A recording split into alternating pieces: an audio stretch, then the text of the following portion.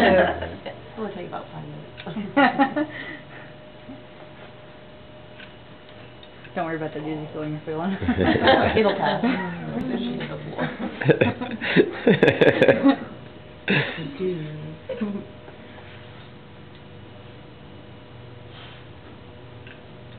Like you're getting a spray tan. Do you know about that? Hey, come on, this is going to be on YouTube.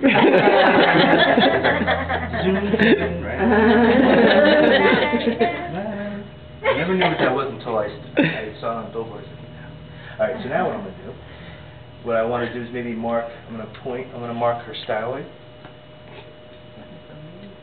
Okay? For modification purposes, I could be making her a custom wrist, WHO, wrist hand orthosis. Maybe she needs it for something. And I have to modify this scan, so I want to mark all her knuckles here, maybe her styloid process. Okay, maybe I want to draw the anterior section of the brace. I want to draw the long axis of her arm right here. Just relax. So, test. Do you work a lot with the hand surgeons down the street, Dr. Collins and Tiffany? Yeah, that's Collins. Yep. Yeah, we do. You know, upper extremity orthotics. There's not a lot that we do. We do a lot of wrist splits. We do some of the Sarmiento fracture braces. But we have seen we've seen a fair amount of work. We do custom braces for anybody. Maybe someone has had a stroke and they have a deformity in their hand. We want to reduce the contracture. Yeah, we do see a fair amount of that. So, in your hand. It's crazy. It does look like it. See?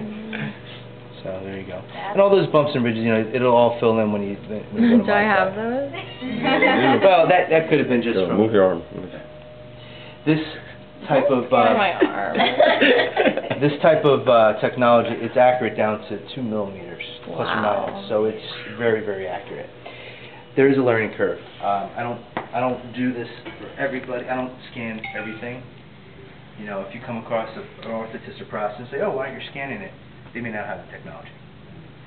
Hanger, we are not the only business in the United States. There's a lot of other orthotists and prosthetists in town, and businesses, small or large, and you know, they may not have access to this technology or really want to have access to the technology because it is a learning curve. You know, traditionally I like casting better by hand, but this has advantages. It's mobile. You know, going into a nursing home in about an hour to go scan a guy's leg for a prosthesis. Not messy. Not messy, right? You know, scan a mold that we want to keep. We don't have to store it. We just store it on the computer. Things like that. But I've been doing a lot more of these. You know what plagiocephaly is? Okay, plagiocephaly is a malformation of the cranium of a baby. When they're born, if they have torticollis or in utero positioning that was consistent and they have flattening on the back of their head, we make custom cranial orthoses to reshape their head. Traditionally, we've cast them. We take plaster bandages, put them down over their head, and take a 2-part mold and take it off. I scan them now. I have a little toy that I distract them with, this little lighting toy, and I just real quick, no mess, less crying.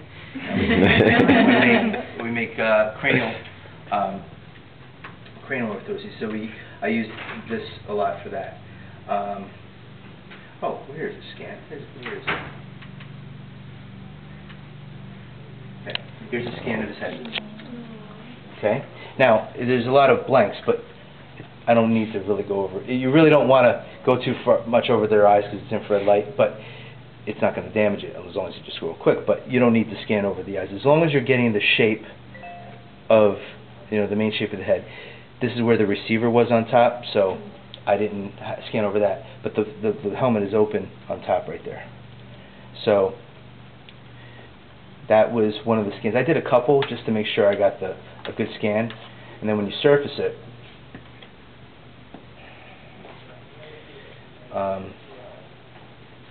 come up as a See? This will all be modified right there. Of course, that all just fills in. But if you could see the back of his head, he actually wasn't very serious. I mean, you'll see you'll see a flattening really bad here, but he does have a little bit of a malformation here. It's not that bad, but it's purely for cosmetic purposes for your baby. There's That nothing. looks like it would be